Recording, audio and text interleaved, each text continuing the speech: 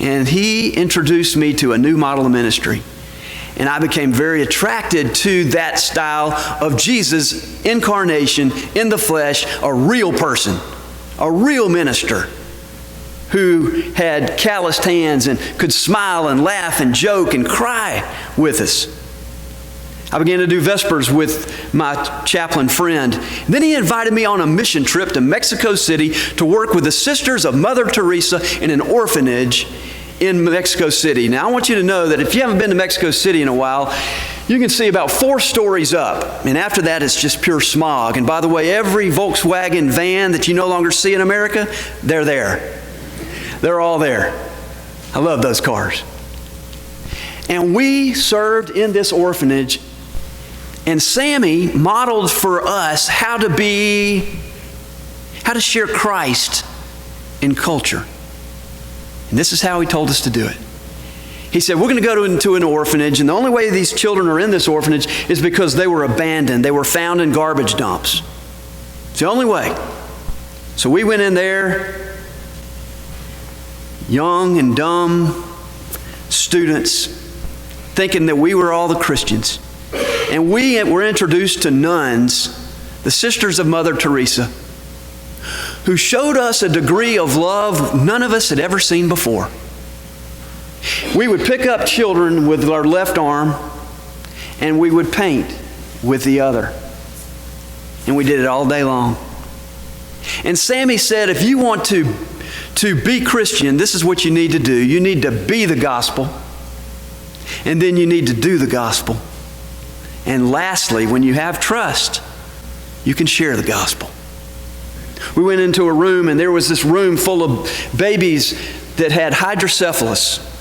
You know, that's the waterhead baby, really heavy heads, right? Big eyes.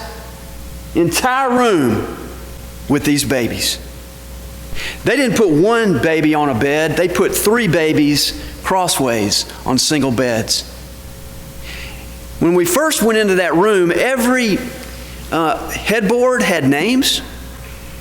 And we said, wow, these nuns know these babies' names. But then we come to realize they really didn't. They would put the babies on any bed that was available.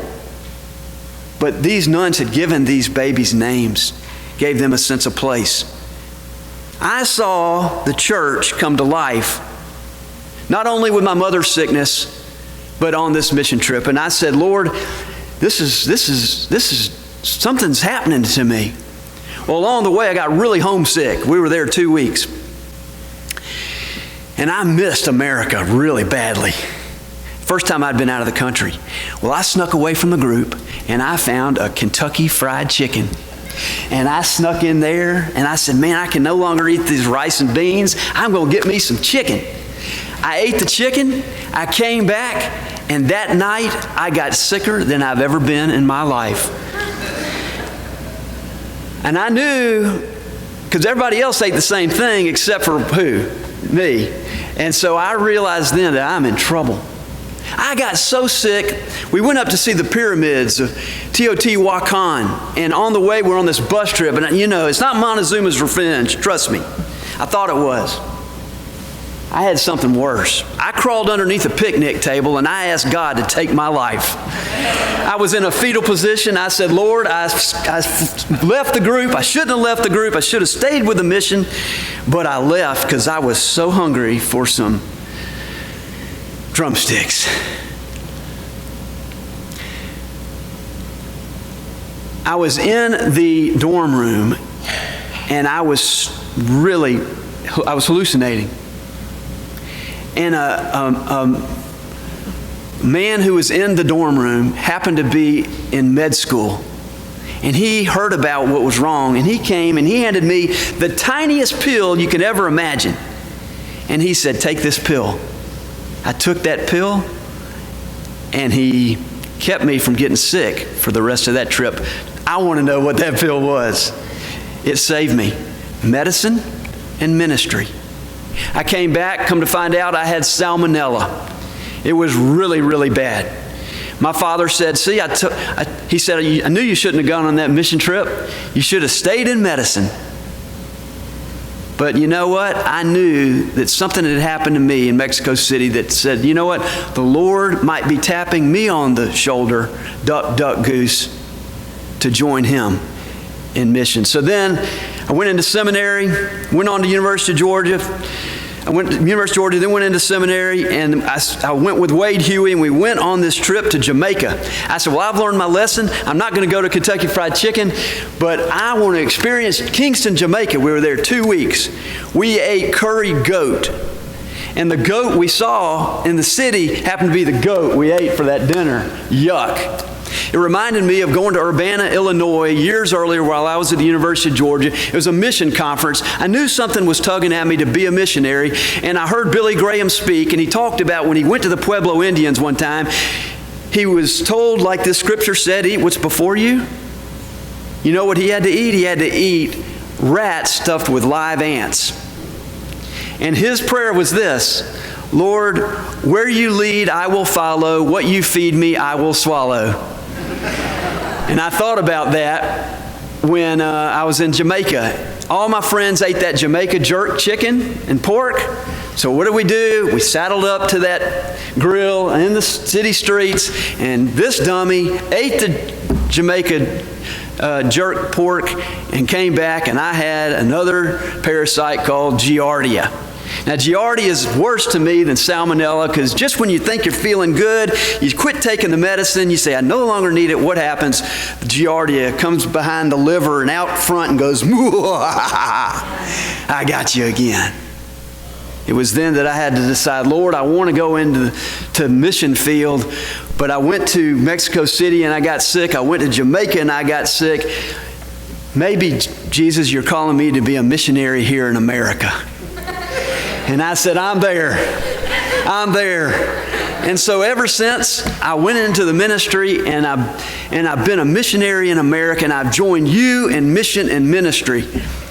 I've been a pastor for 28 years.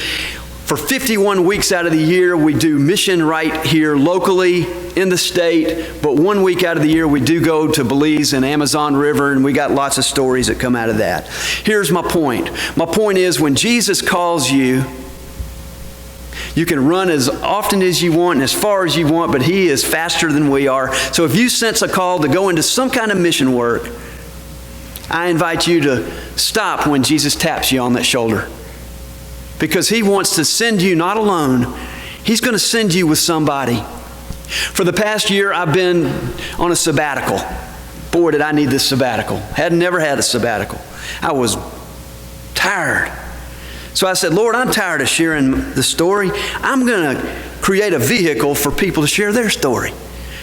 So we started with a TV show called Road in Between. It comes from Acts 8, 26 to 40, where Philip is told to get up and go on a desert road in between Christ and culture. And there he meets an Ethiopian eunuch, and he shares the good news, and he gets baptized in the desert, and great things happen.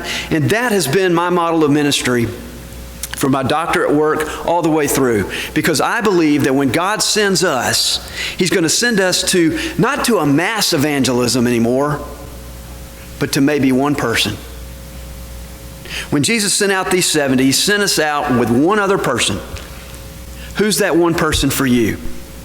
So this past year, we've had a TV show that's been airing in Meridian and here in Hattiesburg. How did that happen? One of my good friends is Mike Reed. Mike Reed is a fellow Presbyterian who has been very successful in the television business. He has a TV show that carries Maury Povich and some of these other daytime shows. Who's the guy with glasses? Springer, Jerry Springer. He came to me and he said, you know, I've been blessed with this television business, but when I meet my Maker, what am I going to do? Tell God, I use this so that I could share Jerry Springer. People knocking each over the head with chairs. He said, would you like to partner with me and let's share the good news of Jesus Christ in a low-key, conversational, relaxed, honest, sincere way of what God's doing in people's lives. I said, I'd love to. He said, well, how about this? I'll give you 30 minutes of time in Meridian. I'll give you 30 minutes of time in Hattiesburg on the Fox station here, and we'll go about and we'll share stories. So for the past year, we have directed, produced, created, looked for stories, and we have done 25 TV shows. Man, I've learned a lot. By the way, a camera doesn't give you back any energy. Like y'all are nodding your head, please nod your head. Give me energy while I'm up here. When you're looking at that camera, it doesn't give you any feedback. And the camera guy's sure not listening to what you're saying. But you know what's happened out of that? I have met people who are just like this scripture here, who have sensed God calling them to get up and go and to do three things, like he says. Be simple. Don't take a lot with you. Live the simple life. It's very attractive these days in a consumeristic world, right? If we could be simple, if we could be a simple church, I'm talking people, church people, not place, then we will be attractive and magnetic to those who have been cluttered up in shame because their credit cards are maxed out because they thought that if they bought that one thing, it would bring them peace. So what we as a church get to do, we get to be simple. And we get to be smart. Jesus says, be careful where you go because it's a dangerous world out there. Don't eat the jerk chicken. Be careful of that Kentucky Fried Chicken in Mexico City. Be smart. Stay in community. Don't go out alone as a missionary, but you'll be paired with somebody else. Be simple. Be smart. And be shalom. Everybody say shalom. Shalom. Shalom is the word for hello and goodbye. It's like aloha, right? Shalom. When you walk in, when I came in here, I felt peace. I was greeted with love. You brought that shalom to me so that I could, boy, I'm nervous up here preaching to people I don't really know, right? That's scary. But you brought shalom, and I bring you shalom. What is shalom? It's peace. It's wholeness. It's wellness. It's completeness. And that's what this old fragmented world is desperate for. They're looking for a church that's simple, a church people that's smart, knows how to share the gospel, but not be naive. And thirdly, to be shalom. Peace be with you. Now, when we go out into this world and do mission work, there are going to be some people that are going to welcome us and love us, and there's some people going to be like this, and others are going to be doing this. And now we see with ISIS what's happening, and it's getting very close. It's a dangerous enterprise to go into mission work. Along the way, I met a lot of people, but I want to share with you just a couple of folks. The first one is D.J. Gregory. D.J. Gregory has cerebral palsy, but he was also born where his legs were twisted when he was a baby. ESPN did a special on him. It's the most watched ESPN special ever. He was walking at Annandale Golf Club for the PGA Tour. I had just seen the TV show, and I saw him. And he walks with a cane. And he walks a little like this. Okay? All right?